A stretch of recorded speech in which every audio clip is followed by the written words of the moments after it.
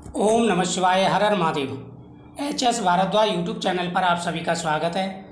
आज मैं आपको पुत्र प्राप्ति की बहुत ही अच्छी कथा सुनाने वाला हूँ। वैसे सोमवार की कथा है ये, लेकिन इसको आप एक बार प्रतिदिन श्रवण कर सकते हैं। इस कथा की श्रवण करते समय आप भगवान शिव की प्रतिमा के सामने एक फल रख देंगे और कथा सुनने के बाद में वो प्रसाद के रूप में आपको जरूर खाना है।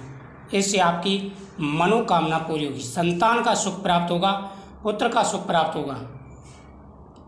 प्राचीन समय की बात है, एक साहूकार था।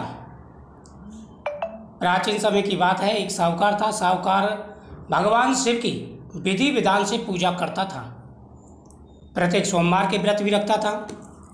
अब साहूकार काफ़ी समय से पूजा कर रहा था, लेकिन साहूकार के एक ही दुख था कि उसके कोई संतान नहीं थी। साहूकार के कोई संतान नहीं थी।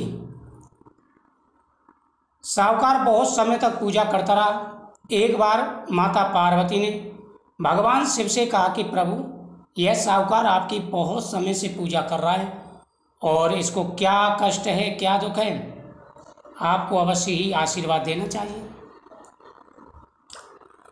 भगवान शिव बोले कि हे देवी, यह संसार कर्म क्षेत्र है। व्यक्ति जैसा कर्म करता है उसी प्रकार से फलों की प्राप्ति होती है। यह संतान प्राप्ति के लिए तपस्या कर रहा है और मेरी पूजा आराधना कर रहा है, लेकिन इसके भाग्य में संतान का सुख है ही नहीं। इसके भाग्य में संतान का सुख नहीं है। जब इसके भाग्य में संतान का सुख नहीं है तो मैं इसे क्या वरदान दूँ?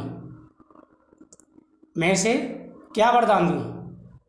माता पार्वती ने कहा कि प्रभु, जब इसके पास कोई कष्ट है तभी तो ये आपकी पूजा कर रहा, आराधना कर रहा है।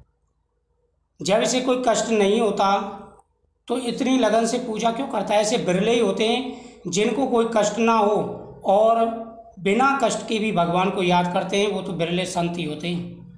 लेकिन इसको कष्ट है तो आपको आशीर्वाद देना चाहिए। भगवान शिव ने कहा, देवी ठीक है, मैं इसे एक पुत्र का आशीर्वाद देता हूँ, लेकिन वो अल्पायु होगा। साहूकार ये बातें सुन रहा था। अब साहूकार को ना तो ज़्यादा दुख हुआ और ना ही प्रसन्नता। साहूकार जैसा था वैसे ही भगवान की पूजा नियमित रूप से करता रहा। साहूकार नियमित रूप से भगवान की पूजा करता रहा। कुछ समय के बाद में साहूकार के यहाँ पर संतान का सुख प्राप्त हुआ, पुत्र हुआ। देवव्रत उसका नाम रखा गया। लेकिन साहूकार को इतनी प्रसन्नता नहीं हुई, क्योंकि साहूकार को तो पता था, साहूकार को सब कुछ पता था, घर वालों को नहीं पता था। तो जैसे वो 11 साल का हुआ, उसकी माता ने कहा साहूकार से कि आप इसके विवाह की तैयारी करिए। तो साहूकार ने कहा कि मैं इसे पहले काशी जी पढ़ने भेजूँगा, तब इसका विवाह करूँगा, उससे पहले विवाह नहीं करूँगा। तो उसने अपने साले को बुलाया, कहा कि ऐसा करिए, इसको काशी जी पढ़ने के लिए ले जाओ और रास्ते में यज्ञ अनुष्ठान करते जाना। अब साला को बुलाया गया। साला उसको लेकर के, भांजे को लेकर के, और काशी जी के लिए जाने लगे। रास्ते में वो जा रहे थे, यज्ञ अनुष्ठान करते हुए जा रहे थे। एक धर्मशाला में रुके, वहाँ की राजा की कन्या का विवाह था, लेकिन वर जो आया था वो एक आंख से काना था।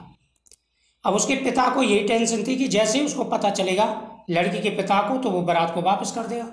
लेकिन साहूकार की लड़की को उन्होंने देखा तो उन्होंने कहा इससे सारी रिवाज करवा ले जो भी है, और इसके मामा को बुलाया, धन का लालच दिया और कहा कि आप ऐसा करिए, ये रीति रिवाज जो दहलीज की रीति रिवाज है, फेरों की रीति रिवाज है, इससे करा दीजिए, मैं आपको बहुत सारा धन दूंगा। उसका जो मामा था तैयार हो गया, रीति रिवाज सारी हो गई। जब वो जाने लग गए, जब वहाँ से जाने लग गए तो उसने उस लड़की की चुनरी की पल्ले पे लिख दिया, तेरा विवाह तो मेरे साथ हुआ, मैं काशी जी जा रहा हूँ, लेकिन जिसके साथ तुझे भेजेंगे वो एक आंख से काना है। उसके बाद में वो चला गया। लड़की को पता चला तो लड़की के पिता ने बारात को वापस कर दिया। उसके बाद में क्या हुआ कि लड़का वह काशी जी पहुंच गया, काशी जी पढ़ने लग गए।